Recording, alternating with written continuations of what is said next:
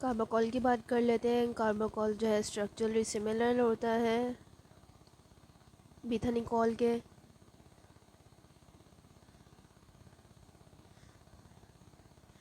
ठीक है, बीथानिकॉल की तरह ही इफ़ेक्ट्स प्रोड्यूस करता है। अगेन ये जो है हमारे पास डिफरेंट ईस्टेसिस की वजह से जो है हाइड्रोलाइसिस होता है, इनएक्टिव फॉर्म में आता है। इसके जो एक्शंस है हमारे पास ज़्यादातर बीथानिकॉल की तरह होते हैं। लेकिन तो फिर हमारे पास बीथानिकॉल और कार्बाकॉल में क्या फ़र्क हुआ? बीथानिकॉल और कार्बाकॉल में ये फ़र्क होता है कि हमारे पास जो कार्बाकॉल है इसके पास लॉन्ग ड्यूरेशन ऑफ एक्शन है। इसका जो है हमारे पास लॉन्ग ड्यूरेशन ऑफ एक्शन है as compare to the bethanechol. Major फ़र्क है, वैसे तो ये सिमिलर बीथानिकॉल की तरह काम करता है। और ज़्यादातर कार्बाकॉल जो है हमारे पास ग्लूकोमा इस में यूज़ होता है। थेरेपेटिकली हमारे पास ग्लूकोमा में यूज़ होता है। हाई पोटेंसी रेट होता है कार्बाकॉल का डेट से। ठीक है, हमने याद रखना है कि लॉन्ग ड्यूरेशन ऑफ एक्शन होता है, बिल्कुल सिमिलर होता है बीथानिकॉल की तरह, फंक्शन उधर उधर और ज़्यादातर ग्लूकोमा वगैरह में यूज़ होता है। ठीक है, अब हम बात कर लेते हैं अल्कोलॉइड्स की। अल्कोलॉइड्स में हमने देखा था कि अल्कोलॉइड्स में हमने मेजर एग्जांपल हम देख रहे हैं पाइलोकार्पीन की। पाइलोकार्पीन इज़ अनदर इम्पॉर्टेंट ड्रग। इसके बारे में भी बहुत पूछा जाता है। पाइलोकार्पीन सिनेरियोज वगैरह आते हैं, घुमा फिरा के पूछ लेता है विच ड्रग इज़ यूज्ड। इसीलिए आपको हर ड्रग का थेरेपेटिक यूज़ मालूम होना चाहिए। ठीक है, पाइलोकार्पीन बेसिकली अब ये क्या है? ये जो है हमारे पास पाइलोकार्पीन जो है टर्शरी अमाइन है। टर्शरी अमाइन है और हमने देखा था ये अल्कोलॉइड्स में हमारे पास ये डायरेक्टली एक्टिंग कोलिनर्जिक एगोनिस्ट है। डायरेक्टली एक्टिंग कोलिनर्जिक एगोनिस्ट, इसमें अल्कोलॉइड्स की हमारे टाइप्स है। क्लासिफिकेशन में मोस्ट इंपॉर्टेंट है आपको क्लासिफिकेशन। एटलीस्ट आपको एक क्लासिफिकेशन बहुत अच्छे से याद होनी चाहिए। ठीक है, अल्कोलॉइड्स में हमने देखा कि पाइलोकार्पिन सेपेन है, ये टर्शरी अमाइन है और ये हमारे पास हाइड्रोलाइज हो जाता है बाय एसिटाइल कोलिन ईस्ट्रेस एंजाइम के जरिए। ठीक है, और इसकी हम वेदर जो है पाइलोकार्पिन का मस्कैनिक एक्टिविटी होती है, प्राइमरीली यूज होता है ऑप्थेल्मोलॉजी में। एक्शंस हमारे भी देख लें, ज़्यादातर जो है ये आई के लिए यूज़ होता है मियोसिस वगैरह क्रिएट करने के लिए।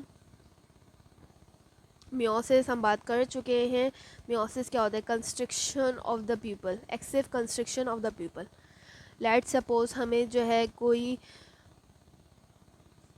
हमें कोई सर्जरी करनी है जिस वजह से हमें इसकी अब हमें प्यूपल को कंस्ट्रक्ट कराना है, तो ये उसमें हमारे पास यूज़ होता है एट द मेयोसिस कराता है, कंस्ट्रक्शन ऑफ द प्यूपल कराता है। और मोर पोटेंट है, ये जो है स्वेट टीयर्स स्लाइवा वगैरह की प्रोडक्शन भी करवाता है। एक्शन क्या होती है? स्टिमुलेट करवाता है, स्लाइवा टीयर एंड स्वेट की प्रोडक्शन की स्टिमुलेशन कराता है।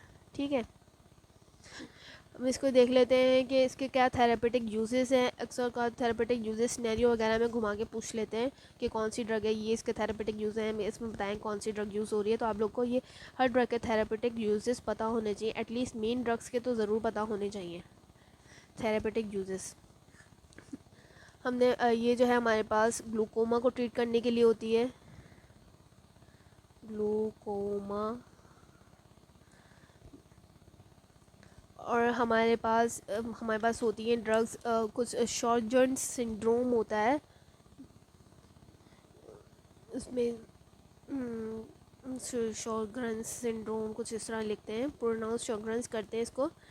इसमें हमारे पास क्या होता है कि ड्राई माउथ वगैरह होता है, तो ये स्लाइवेशन को इंक्रीज़ कराता है बाइलोकार्पिन इसमें शॉर्टगन सिंड्रोम में।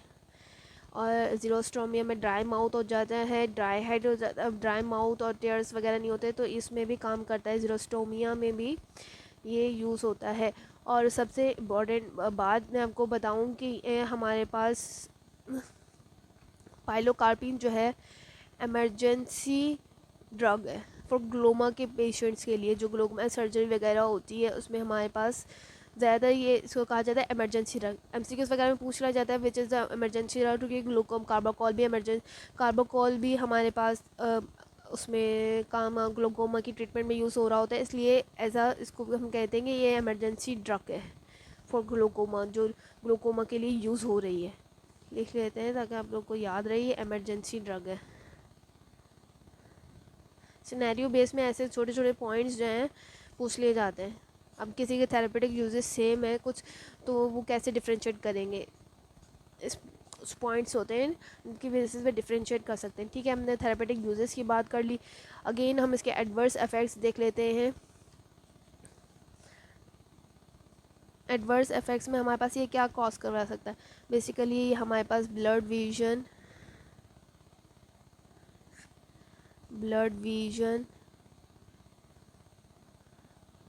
नाइट ब्लाइंडनेस,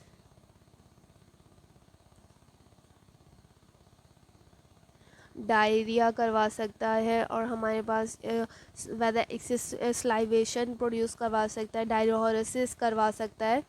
इस तरह के सारे हमारे पास एडवर्स इफेक्ट्स प्रोड्यूस हो सकते हैं। पाइलोकार्पिन और bethanechol is the most important drug. इनके आपको थेरेपेटिक यूजेस, एडवर्स इफेक्ट्स अच्छे से पता होने चाहिए।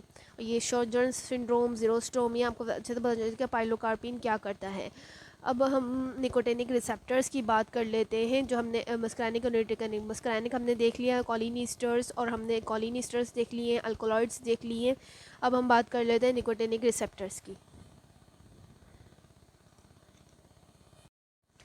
वो ड्रग्स जो निकोटिनिक रिसेप्टर्स पर डायरेक्टली एक्ट करती हैं, इनमें आ जाती है हमारे पास निकोटीन, वेरेनिसिल, सक्सिनाइल, कोलिन।